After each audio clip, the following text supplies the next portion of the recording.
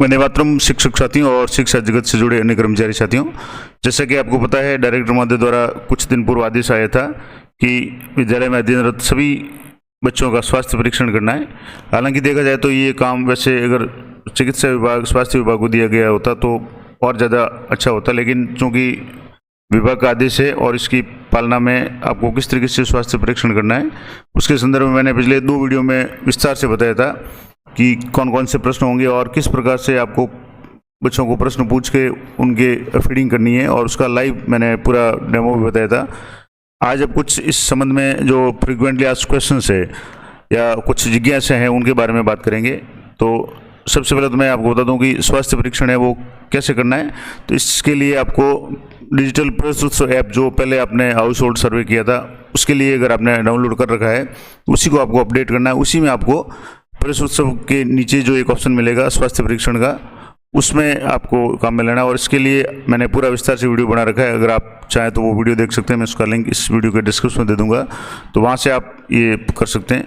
अब स्वास्थ्य परीक्षण किन किन को करना है, तो जैसा कि निदेशक महोदय का आदेश है कि संस्था प्रधान द्वारा नामित अध्यापकों को करना है, या सरल भाषा में कहें तो जो भी साथी कक्षा अध्यापक है उनके लॉगिन पे ही, यानी जैसे आप प्रेस उत्सव ऐप डाउनलोड करके लॉगिन करेंगे, अपना स्टाफ आईडी, अपना मोबाइल नंबर और नाम, ये 3 चीज़ें हैं आप इंटर करेंगे तो आपके सामने आपके जो भी क्लास अलॉटेड है या आपके मैपिंग की हुई है कक्षा अध्यापक की, वही कक्षा शो होगी और उन्हीं अध्यापकों को करना है। फिलहाल संस्था प्रधान के पास में इस तरह का कोई ऑप्शन नहीं है कि वो किसी व्यक्ति को नामित कर दे।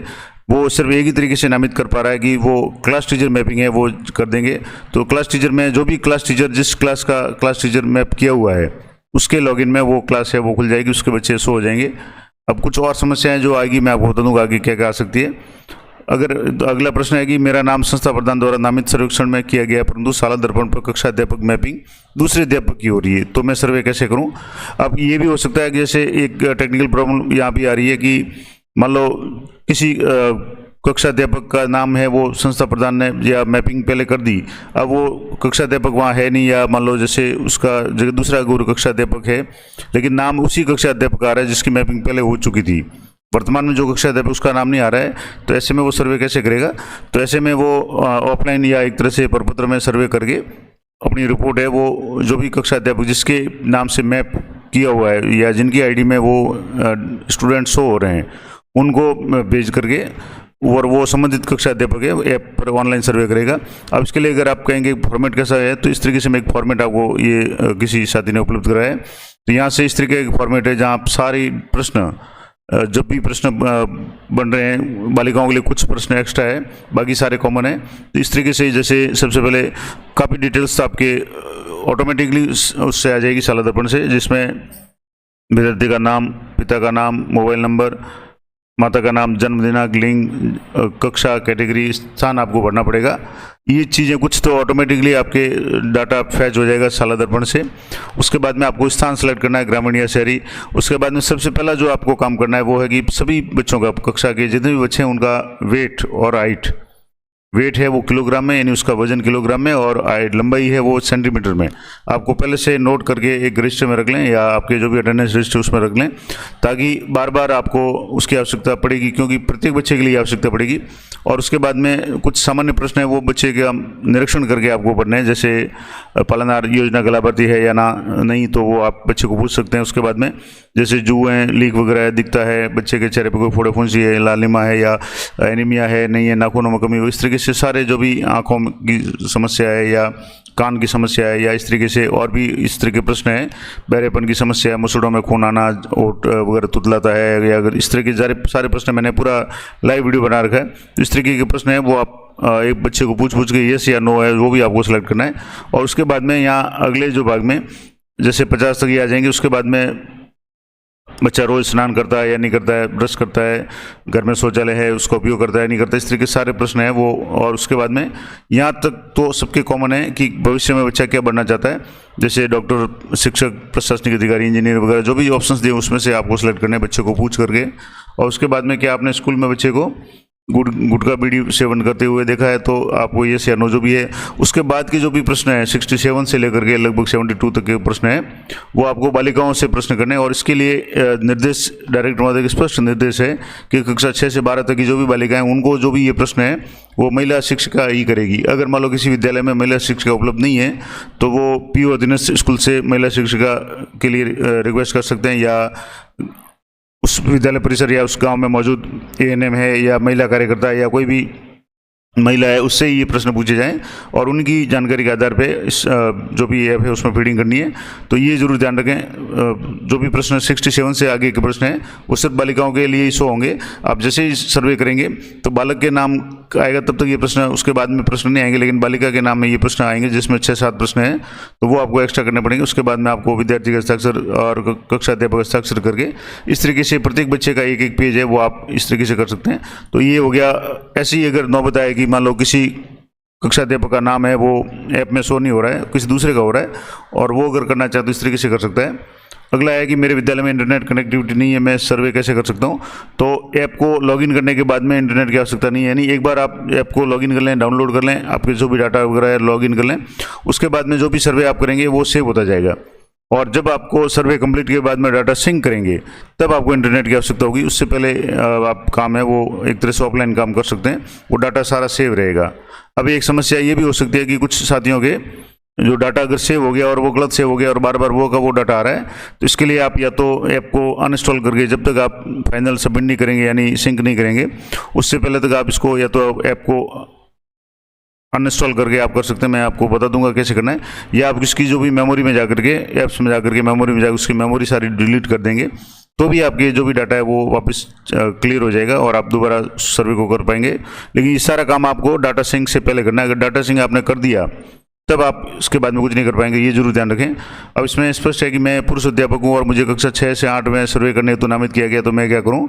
तो आप छात्रों पर ऐप में जो भी क्वेश्चन पूछ सकते हैं और सर्वे कर सकते हैं, लेकिन छात्राओं के लिए आपको महिला अध्यापक की आवश्यकता लेनी पड़ेगी।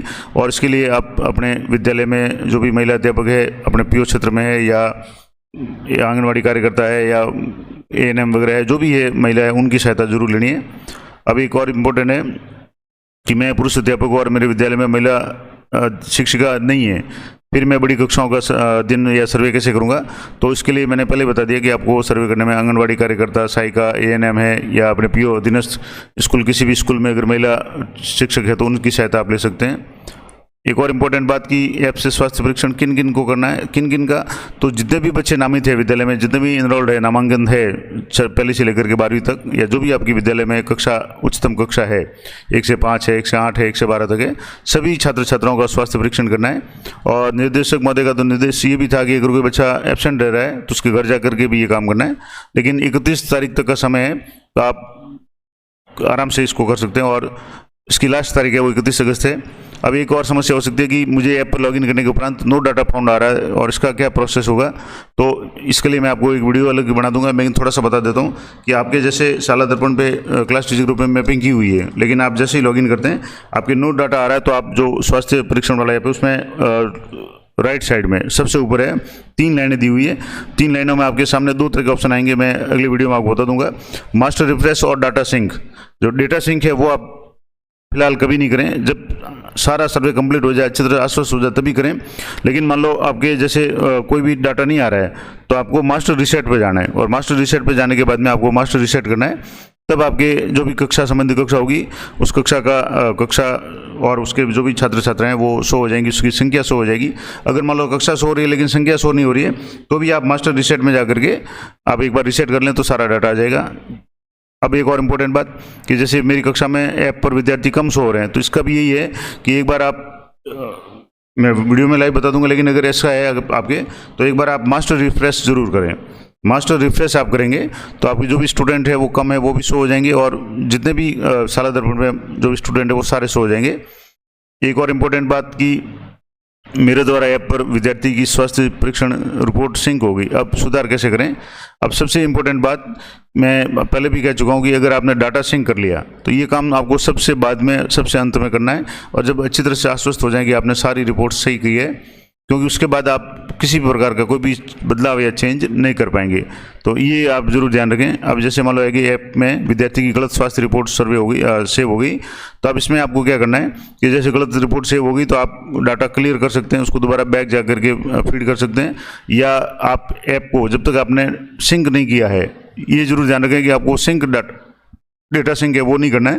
सिंक नहीं किया तब तक आप इस ऐप में अनइंस्टॉल करके भी कर सकते हैं, या इसको जो भी आपके फ़ोन की जो सेटिंग में जाकर के ऐप्स में जाकर के जो पर्टिकुलर ऐप्स है, प्रोसेसर ऐप है, उस ऐप के डाटा क्लियर कर देने। जब डाटा क्लियर कर देंगे तो आपके सारा जो भी सर्वे किया हुआ है वो डाटा क्लियर हो जाएगा और आप नए सिरे से उस सर्वे को कर सकते हैं। तो इसके लिए मैं अलग से वीडियो बना दूंगा। अब मुझे स्वास्थ्य रिपोर्ट का डाटा कब सिंक करना है, सबसे इंपॉर्टेंट बात और सबसे ध्यान रखने वाली बात यही है कि जब एक बार आप डेटा सिंक कर लेंगे उसके बाद आप कुछ भी बदलाव नहीं कर पाएंगे। तो आप सारा सर्वे कर लें, संस्था प्रधान को एक बार बता दें कि मैंने ये जितने भी बच्चे कक्षा में उपस्थित है या जितने भी बच्चे है इनरोल्ड है, चाहे वो प्रेजेंट है या नहीं है, तो प्रेजेंट नहीं है तो उसका भी आपको पता करके उसके घर जाकर या जैसे भी संभव हो उसका भी आपको सर्वे करना है, और उसके बाद ही आप डेटा सिंक करें, क्योंकि डेटा सिंक करने के बाद में आप कुछ नहीं कर पाएंगे, ये जरूर ध्यान रखें। और एक और इम्पोर्टेंट बात कि अगर विद्यालय में कोई परमानेंट टीचर नहीं है तो ऐसे में विद्यार्थियों का स्वास्थ्य परीक्षण कौन करेगा? तो जो भी पीओ या सीबीओ या यूसीओ, अगर शहरी क्षेत्र है तो यूसीओ है, या पीओ संबंधित है जो सीबीओ कार्यालय से नामित जो भी शिक्षक होंगे जिनकी भी ड्यूटी लगेगी वो स्वास्थ्य परीक्षण करेंगे। तो ये पूरी जानकारी मैंने आपको देने का प्रयास किया है।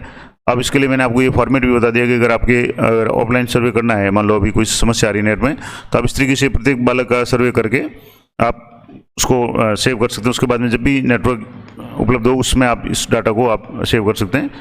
अब एक और इम्पोर्टेंट बात कि जैसे यहाँ मैंने जो भी जानकारी आपको दी है वो सारी आपके सहायता के लिए दी है। अगर समय समय पे विभागीय आदेश आते हैं और आपके अगर कुछ भी इसमें विसंगति है तो जो भी विभागीय आदेश है उसको आप प्राथमिकता दें, उसी को मानें, और इस संबंध में आपके जो भी उच्चतर अधिकारी है, चाहे पीओ साहब है, सीबीओ है, यूसीओ है, उनसे सलाह लेकर के ही आप काम करें। मैंने आपको जो भी जानकारी दी है वो आपकी सहायता के लिए दी है। अब जो इम्पोर्टेंट बात है मैंने आपको बता दी कि सबसे पहला काम तो ये करना है कि आपको बहुत ध्यान से काम करना है। गलती हो जाती है तो आप इसको वापस डाटा को क्लियर कर सकते हैं, लेकिन सिंक करने के बाद आप नहीं कर पाएंगे, ये जरूर ध्यान रखें। तो जो डेटा सिंक का काम है वो सबसे लास्ट में करें। और शाला दर्पण पे किस तरीके से देखेंगे तो मैं आपको यहाँ बता दूं कि जैसे शाला दर्पण है, अब इस पर अगर कोई भी संस्था प्रधान अगर चाहे कि किस अध्यापक ने कितना काम किया तो उसके लिए आपको यहाँ से, जैसे मैं आपको बता दूँ, यहाँ से आपको पीओ लॉगिन में जाना है, और यहाँ से जैसे पीओ लॉगिन में चले जाएंगे, और पीओ लॉगिन में जाने के बाद में आगे का जो प्रोसेस है वो मैं आपको अगली वीडियो में पूरा लाइव करके बता दूंगा। तो ये थी महत्वपूर्ण जानकारी शाला दर्पण स्वास्थ्य जो सर्वे है उसके संबंध में। आशा करता हूँ आपके लिए उपयोगी रहेगी। इस संबंध में आपकी कोई भी क्वेरी है तो कमेंट कर सकते हैं, मैं यथासंभव आपकी सहायता करूँगा। और एक जो टेक्निकल समस्या अभी आ रही है कि मान लो कक्षा अध्यापक कोई और है लेकिन डाटा किसी और के नाम से शो हो रहा है, या कक्षा अध्यापक के कक्षा शो नहीं हो रही है, तो ये अभी शाला दर्पण की टेक्निकल प्रॉब्लम है। मुझे लगता है बहुत जल्दी इसका भी समाधान हो जाएगा। तो आप चैनल पे बने रहें, जो भी अपडेट होगी मैं आपको देता रहूँगा। तो मिलते हैं नेक्स्ट वीडियो में, तब तक जय हिंद, जय भारत।